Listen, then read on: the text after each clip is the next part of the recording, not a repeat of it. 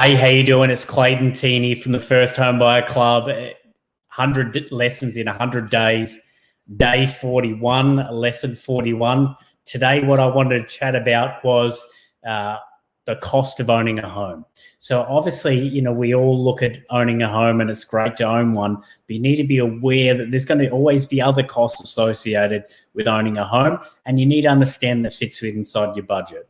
For most, and myself included, buying property has always been a successful one, and from buying it early until now, I've always been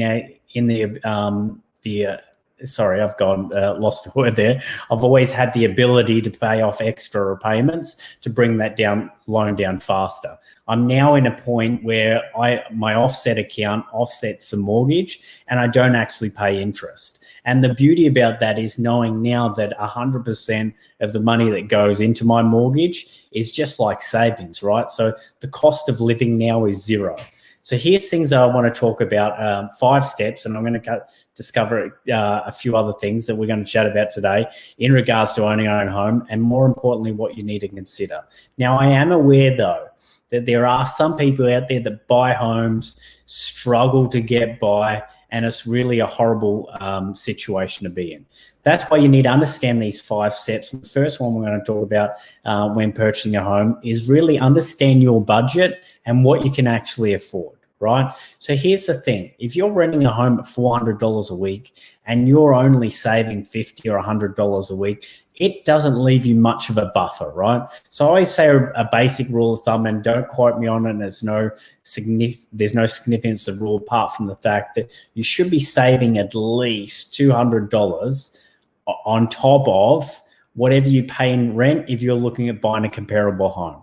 That just allows you to not only be able to pay it off faster, but cover all the extra costs that come associated with your own home. The second point is create the strategy for paying it off faster, right?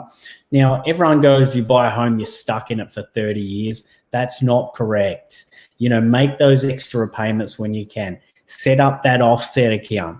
Change your payments from monthly to weekly or fortnightly so you can get extra payments in over the year, because it makes a huge difference. Like I tell everyone, you should be looking at your own home, especially one that you move into, as an investment and not just a home, right? Because the amount of savings you can save by contributing extra payments into your mortgage is massive.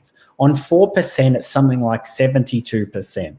So you put in $100, you're going to save $172 in interest repayments, making it nearly tripling your returns in your investment if you want to talk like an investor. All right.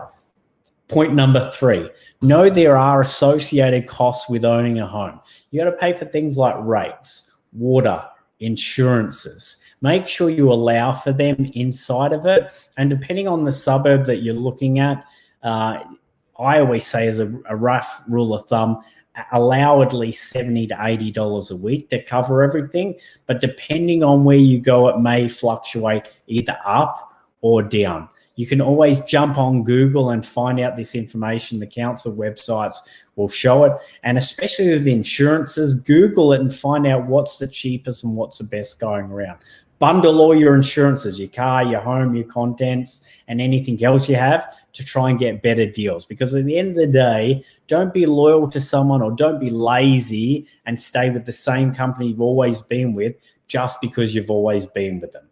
Point number 4, give the house the love and attention that it needs. Now, here's the thing. You buy a house and don't look after it at all, it's going to start deteriorating faster over time. Make sure you give it the love and attention it needs. You mow the lawns, you clean the outside, you make sure that mold doesn't grow in the bathrooms and the showers. Do what you can, and normally it's just small things that you need to do to ensure that our house stays to a great standard. And the last point, what I want to talk about, point number 5, is plan for rainy day, right? Like anything, you should always be planning for rainy day. If it's owning a home, if it's your normal budget, if it's just lifestyle, make sure you have a buffer.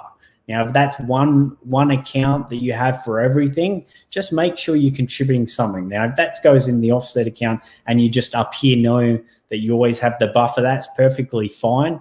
But don't live paycheck to paycheck and without any money in savings or in the emergency funds, right?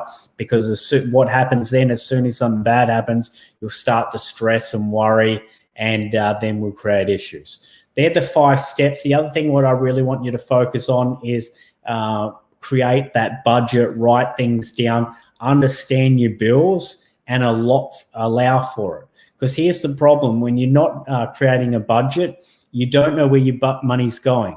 So you always think to yourself that you actually make or don't spend as much money as what happens. We're all the same. And then when you are short of funds, you start stressing and just think that it's too hard or that it's something else is the problem. You need to understand your own money to actually get it working for you better. All right, guys, hope you have a great day. Talk to you later. Bye.